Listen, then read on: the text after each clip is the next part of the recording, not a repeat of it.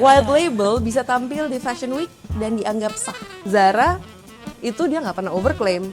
Zara tidak pernah muncul di Fashion Week. Kurator Fashion Week-nya siapa sih gitu? Kenapa bisa masuk? Milan, New York, sama London itu memang ada kayak semacam organisasi yang backgroundnya dari sekolah-sekolah juga.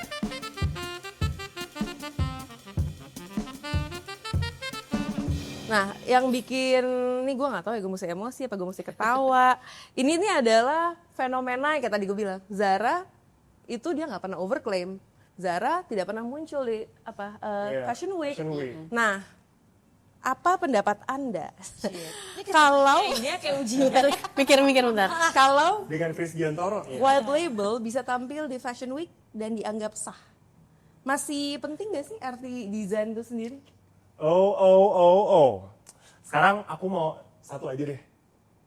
Kurator Fashion Week-nya siapa sih gitu? Kenapa bisa masuk Kenapa gitu? bisa masuk? Apakah enggak? Gue bukan mempermasalahkan orangnya. Apakah itu karena sponsorship-nya, karena bisa bayar, apa karena dipilih? Apakah Fashion Week di Indonesia terutama ya, di Indonesia apakah bisa milih atau bisa bayar doang gitu? Itu kan pertanyaan besarnya kan? Ya, oke. Menurut Anda, Miss Kiki, white label kok bisa-bisanya di Fashion Week Indonesia? Balik tadi ya, kuratornya kalau kayak di 4 kota besar Fashion Week itu mereka punya kayak institusinya. Mereka punya organisasinya dan itu udah kayak it's been Federation de la Mode de la Haute Couture. ya udah kayak hampir 100 tahun let's say. Ya kita baru ya nggak apa-apa. Gimana ya? Takut Mixed salah. feeling ya? Mixed feeling, bingung nih kayak di Indonesia jujur nih masuk Fashion Week tuh kan kayak prestige ya, kayak Majalah, bukan? damai. Majalah. Grup lain. Nanti perlu dijelasin dulu lagi loh apa itu ya. Maksudnya prestige itu Iya maksudnya, sebuah merek majalah. maksudnya kayaknya kalau udah masuk Fashion Week tuh keren gitu. Balik lagi ke keren ya. Padahal sebenarnya kalau lihat 4 kota besar yang punya Fashion Week tadi butuh waktu lagi untuk bisa masuk Fashion Week. Untuk bisa ada di situ tuh proses panjang. Kalau di kita balik lagi tadi kan kalau di beberapa Fashion Week Indonesia, Jakarta dan lain-lain kan sponsor, ada iklan di situ, ada beberapa kepentingan, ada kerjasama juga dengan kayak kementerian dan lain-lain kalau sekarang gitu ya. Nah jadi memang menurut gue sih kayak goal pertamanya rada beda nih sama Fashion Week yang seharusnya seperti yang udah ada duluan, gitu loh kayak secara definisi Fashion Week-nya sendiri itu berarti. definisi rules apa tadi bukan organisasi yang di belakang itu kayak misalnya let's say kalau kayak Jakarta Fashion Week yang ada itu kan dari media awalnya, sedangkan kalau 4 Fashion Week besar yang ada di Paris, Milan, Paris, Milan, New York, sama London itu memang ada kayak semacam organisasi yang backgroundnya dari sekolah-sekolah juga. Dinas nasional juga, Betul. gitu datangnya dari nasional juga. Gitu, jadi ya selain kurasi mungkin harus ada fondasi, selain fondasi yang memang mungkin dari sisi dinas tadi seperti Bapak Dino bilang ya. Maksudnya bukan yang gak peduli gue, gue tuh rada udah acuh lah, skeptis, udah rada males untuk ngikutinnya. Selain tadi ya, maksudnya base-nya emang harus dirubah dari organisasinya juga, cuman kayaknya kita udah ngelewatin tip of the iceberg juga. Terakhir gue ngeliat beberapa branding yang bisa masuk New York Fashion Week aja, menurut gue sangat-sangat layak untuk ditampilkan di bawah atas nama negara kita ya gitu. Maksud gue kayak ya udah mulai dari situ udah sangat-sangat jadi nah mislead tentang Fashion Week nih, brand Indonesia yang sampai ke New York Fashion Week, Paris Fashion Week gitu, itu misleading banget kan. Kayaknya kalau udah masuk situ tuh lo pasti brand yang sukses gitu. Sebenarnya kan enggak juga. Dan sebenarnya lo masuk Fashion Week, lo nggak masuk kalender bersama brand-brand ini gitu loh. Itu yang kayaknya perlu juga diluruskan. Kadang-kadang kayak gue masuk ke Fashion Week, enggak gitu. Maksudnya lo masuk ke Paris Fashion Week atau New York Fashion Week misalnya. Itu kan sebenarnya kayak Paris Fashion Week atau New York Fashion Week menyediakan slot seperti slot booth yang ada during si Paris or New York Fashion Week. Oke. Nggak, Banyak banget yang nggak tahu juga. Berikutnya ya. nah, iya, benar. Orang tahu Oke. Iya, iya. bedanya Iya. gitu. Oke, gimana nih kalau Kak? Kalau gue lebih sedihnya karena ada salah satu teman gue yang dari Thailand gitu ya, kayak mau jalan, maksudnya mau lihat Fashion Week di Jakarta, which is Fashion Week di Jakarta ada beberapa ya. Iya. For your information, nggak menuju ke satu Fashion Week doang atau Fashion Festival. Sebutlah. Dan mohon maaf banget nih, gue juga ingin menyampaikan juga, kenapa Fashion Week gak dijadiin satu sih bro? Gitu loh, ada dinasnya gitu loh. Tuh. Organisasi di Indonesia aja untuk perancang busananya ada beda-beda. Gimana di negara lain semuanya tuh guyup jadi satu. Nah. Itu aja udah aneh. Iya, maka ibu-ibu ini kenapa nggak mau bersatu juga mungkin karena source of income masih banyak di Indonesia kan 280 juta jiwa ya. Jadi kayaknya menurut gue lo kok kenapa nggak akur sih, itu juga satu kayak ya harus ada dinas yang menaungi sebenarnya sehingga bisa jadi satu platform juga dan uangnya juga disiapkan oleh negara lah misalnya. Ya kalau itu sih panjang perjalanannya ya. Kayaknya topik for another Betul. day. Tapi Episode yang 301 kayaknya ya. Tadi ada 300. Menyedihkan lagi itu dibilang si Fashion Week ini kok dia pengen lihat-lihat brand itu, dia pengen karena dia punya toko di Thailand. Jadi dia pengen lah ngambil-ngambil nih gitu kayak oh mau buying dikit deh karena harga kita oke kan gitu. Begitu dia duduk lihat ada beberapa lah dia lihat bahwa pertama kok looknya cuma 8, kok looknya cuma 10, which is look 10 itu berapa SKU sih? Nggak sampai 36. Iya. Jadi look itu tuh yang kita pakai sekarang, SKU itu per piecesnya ya. Jadi kalau misalnya lo hitung tuh, ini collection apa kok kapsul collection semua, itu pertama komentarnya. Per piece per color ya. Per piece per color, wah itu lebih bahaya, ayahap lagi tuh lebih ayahap, apalagi yang kayak tertentu gitu. Ayah apa sih? Kakak 70, kakak wujud ngulup gimana? Yang SMA 70? Asahab kilap. Asahab kilap atau bahasa balik ya. Bahas. Millennial banget. Oke, tahu deh anak internasional. Sekolah internasional nggak tahu bahasa bercandaan. Asahab bahasa. Kilap balik. Bahasa balik. Oke, tadi itu satu. Dia bilang kok collectionnya kurang luas. Kemudian yang kedua, dia lebih prefer untuk datang dan lihat ke rumah desainer tertentu dibandingin di show-nya karena sebenarnya sama aja sama yang di Instagramnya. Which is collection yang udah kemarin tuh di-showin lagi. Itu udah bikin kekecewaan yang kedua. Yang ketiga itu barangnya ada kembar di negaranya. Itu kan jadi kayak gue, jadi kayak lumayan sawadi. Lu belanja di sana atau white labelin di sana, terus lu di sini, terus lu show. Tuh kalau ada buyer Thailand yang datang lah kan jadi ucul banget ya, kayak lucu gitu. Kayak jadi bercandaan. Jadi kesana kayak bercanda bro gitu kan. Nah terus lagi yang ketiga, yang keempat berarti ya sekarang abis show itu, terus itu kan koleksi, maksudnya eksklusif collection bla bla bla. Tiba-tiba di trade show lain atau di bazar lain, tiba-tiba diskon gitu. Kayak what's the point of this collection atau si garment tersebut kan emang garment komoditi yang tempel pasang buang itu yang menurut gue lumayan black and white kalau soal ya ini mah kagak ori ya kagak genuine ya pantes aja begitu gitu ibarat kata. Lagian kalau gue boleh menambahkan ya, ngapain sih, gue juga gak ngerti kenapa brand owner Indonesia itu obses banget sama yang namanya ikut Fashion Week. Maksudnya itu tuh kan cuma salah satu metode promosi ya, it's just one of marketing approach gitu. Artinya sebenarnya ya kayak tadi Cempaka juga bilang ya, kayak Zara nggak overclaim. Ya kalau nggak ada yang salah sama prosesnya. Sama white label tuh nggak salah sama sekali gitu ya. Tapi ya udah kalau memang lo white label, coba ulik cara lain untuk memasarkan produknya, nggak usah embrace it dan nggak usah obses sama kayak apa-apa harus ikut, harus bikin fashion show, fashion week. Ownernya tulisannya bukan brand owner, tapi tulisannya apa? Designer. Wow. Gimana kak? Aku pegangin ya, aku lihat kamu udah mulai royot. Takut ambruk ya? Takut ambruk sebagai desainer. Ya udah nggak apa-apa, itu kan title. Oh titel ya. Title aja. Title bisa dibeli tuh? Ya, oh ya Oh, benar. ijazah juga. Terus undangan-undangan designer dinner gitu, yang duduk-duduk tuh pemilik-pemilik brand tersebut, gue agak lumayan sedih sih. Pertama, apakah karena bisa bayar, ataukah memang integritas itu dipertanyakan lagi? Bisa dibeli taste. Balik lagi. Ikutin episode pertama. Episode pertama. Episode pertama. Biar relevan. Gitu. Itu tuh sedih banget karena kebanyakan orang-orang itu mewakili Indonesia. Ya. Dia berarti dari fashion Indonesia. Iya. Jadi kayak gue gak mau diwakilin sama orang kayak gitu. Sedangkan kita juga tahu banyak orang-orang yang lebih Mumpuni. legit mumpuni. Betul. Oke.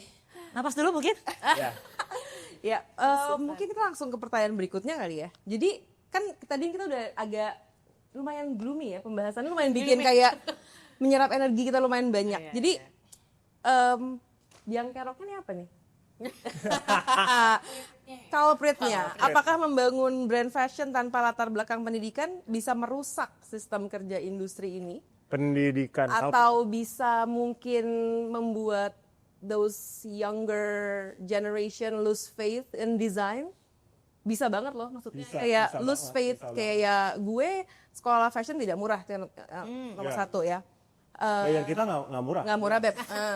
Satu episode apa nih? Iya. Fashion school is not cheap di seluruh dunia, kita sudah tahu fashion school tidak murah. Membangun brand fashion dengan metode seperti yang dilazimkan saat ini tuh lumayan membuat anak generasi muda tuh berpikir, oh punya brand fashion tuh gampang. Oh membangun brand fashion tuh gampang gitu. Padahal Suka fashion aja suka bisa fashion, bikin fashion bisa. brand, Aku ya. tinggal ke mana beli ganti label.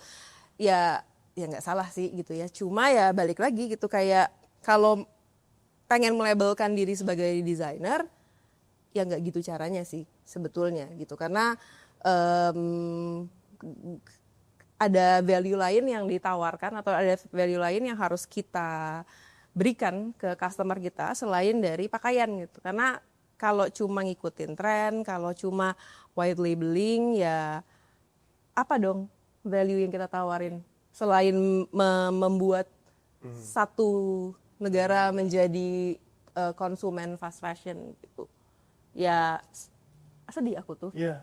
Boleh tak nangis sedikit? Jangan nggak ada aku buat kok. Sebagai Aku kuat. penghajar ini ya, kelas produksi ya, itu bener-bener yang terjadi di kelas gue sih. Jadi mereka tuh sering banget ngehargain produk yang mereka udah melewati gue dengan tangis darah dan air mata dan banyak uang yang mereka keluarkan juga, tapi mereka ngehargainnya rendah banget kayak 200.000, 300.000 karena yang mereka tahu baju itu harusnya harganya gitu. Ya. What?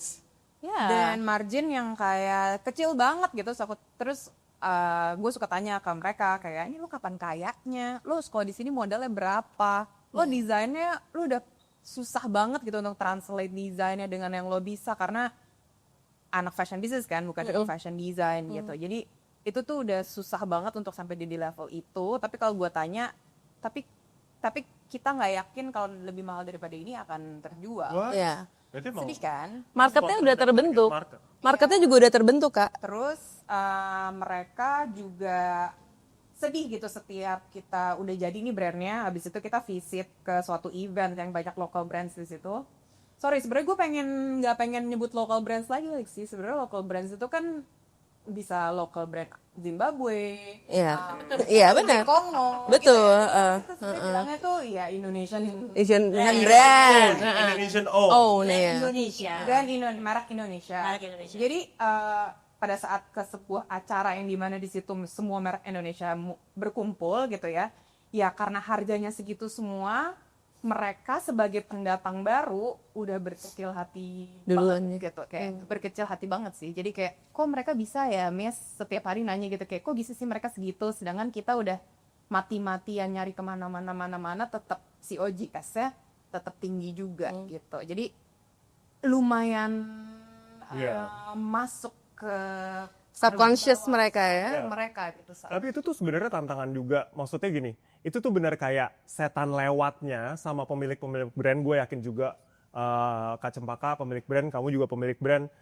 Itu tuh emang setan lewatnya banget karena salah satu housemate aku gitu ya, emang dari brand-brand besar menyadari gitu bahwa produksi di Indonesia pertama nggak murah, tetap jauh lebih tinggi dibandingkan produksi di Tiongkok. Desainnya jadi semua di sini, udah jadi satu collection, udah full set 47 look, totalnya 130 SKU, mantep banget, paling bener emang dapet produksi yang enak emang di Tiongkok gitu loh. Nah itu setan pertamanya tuh, Begitu itu risetan kedua, oh yang bagian yang basic-basic kita langsung by katalog aja deh gitu. Itu white labelnya mulai pelan-pelan dari brand-brand yang tadinya punya integritas juga, akhirnya pelan-pelan masuk karena secara produksi memang hitungannya masuknya begitu.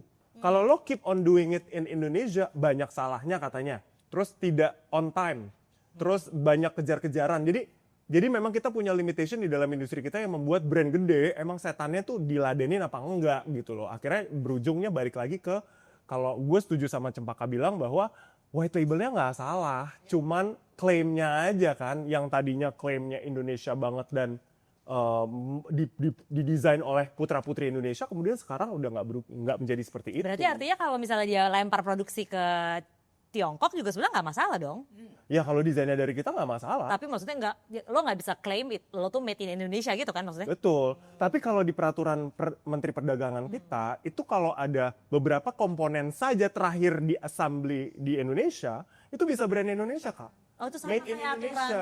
Itali ya, trade. Betul. Jadi kayak kerahnya lepasan nih ya, kita udah tahu itu udah tinggal di assembly doang di sini, assembly-nya terakhir di sini, kemudian brandingnya di sini, brand Indonesia, made in Indonesia. Karena made in itu adalah tempat dia terakhir sebelum jadi. Sebelum dipasarkan ya? Kan di mana dia di Jadi sama kayak bayi ya, terakhir jadinya di mana? Aduh. Hafal nggak? bayi. Kalau bayi terakhir Nanti jadi. ini jadinya R-rated 17 loh. Ya, itu intinya dari peraturan itu aja udah kita banyak loophole yang emang sebenarnya bisa digunakan. Loophole-nya digunakan menurut gua bisnismen harus pinter emang. Dan menggunakan produksi di sini atau di Tiongkok menurut gue juga pinter. Tapi ya lagi-lagi klaimnya sama bilangnya juga jangan kayak ya lu sibuk-sibuk maju ke itu tadi mewakili kita di industri, mewakili industri fashion Indonesia. Kancah Di- internasional. Betul, di premier class, tapi tiba-tiba produksinya bukan Indonesia gitu. Nah itu perjuangan lain lagi dan pembahasan lain lagi tentang apa ya, kedaulatan tadi kan, apa kalau benar-benar di Indonesia. Oke. Oh panjang. Mau experience apa sih di hidup lo dalam menjalani semua bisnis lo atau whatever gitu. Kalau lo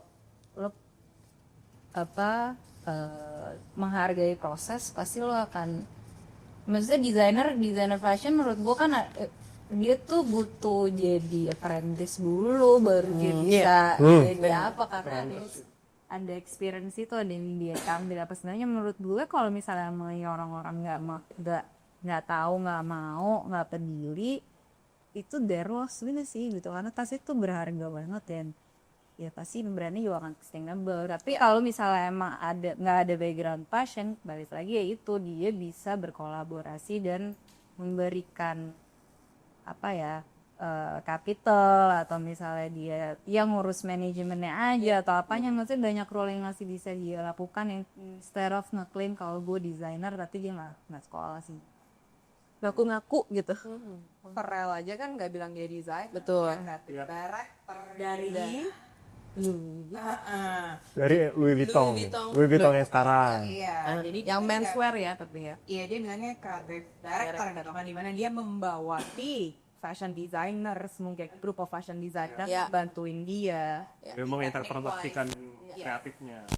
Kita sampai, ini tadi udah makin panas ya pembicaraan ya. Nah tapi kan sebenarnya tuh dari tadi yang gue perhatiin ya, kita semua tuh kan di sini adalah pengajar fashion business. Jadi kan sebenarnya bukannya sebenarnya goal atau tujuan dari kesuksesan mengajar kita itu adalah ketika murid-murid kita itu bisa membuat bisnis yang cukup efisien, jadi efisiensinya tuh serendah-rendahnya dan punya margin yang bagus gitu.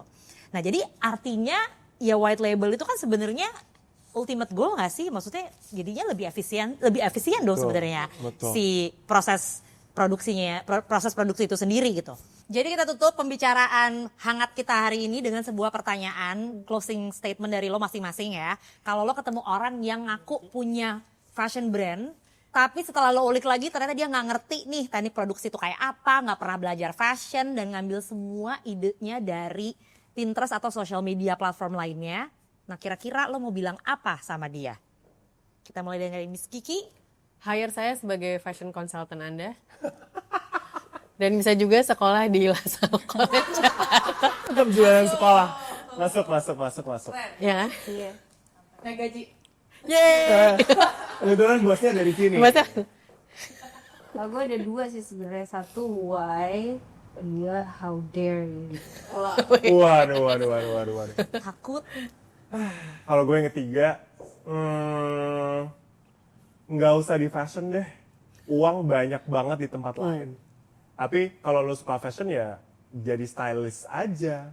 Jadi stylish dan jadi stylish. Juga sekolah lo jadi stylist. Oh iya, bener juga jadi stylish nggak gampang juga ya. Langsung di Hati-hati. Oh hati-hati, semua butuh proses ya. Soalnya jadi stylish ya. Jadi stylish kan aku bilang jadi stylish. Jadi stylish juga butuh proses. Iya. Episode pertama. Episode pertama.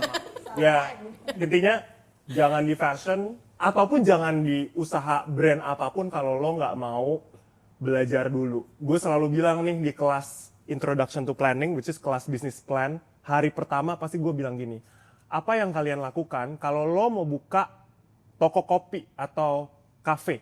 Apa sih yang lo lakukan pertama? Ultimate answer-nya adalah lo belajar kopi dan lo ngerti kopi mana yang enak dan yang enggak. Lo belajar dari baristanya dulu.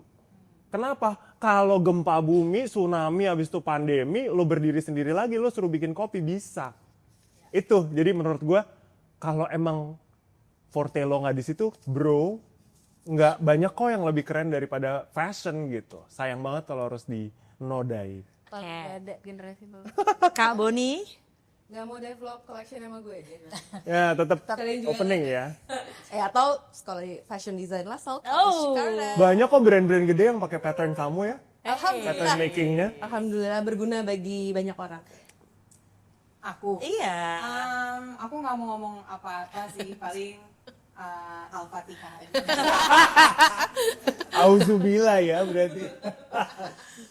Kalau gue mungkin lo bilang, kayaknya lo gak usah jualan fashion deh. Ya, kayak sama aja lo ngerjain yang lain juga kalau lo nggak passionate, nggak ahli di bidangnya juga pusing nggak sih? Ya nggak sih? Sama kayak orang mau pedal tapi nggak pernah olahraga.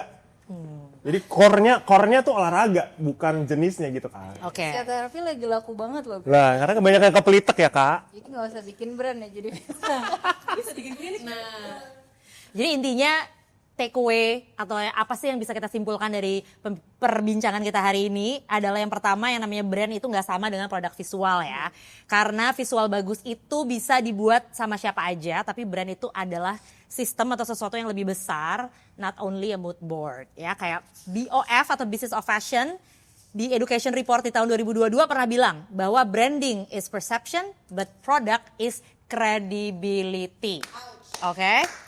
Dan yang kedua, runway atau fashion show adalah hanya sebuah tools dari marketing atau pemasaran. Artinya masih banyak marketing approach atau tools lainnya yang bisa di-approach dan lo bisa temuin yang sebenarnya lebih cocok sama brand lo sesuai Setuju. dengan objektif Setuju. dari brand lo sendiri.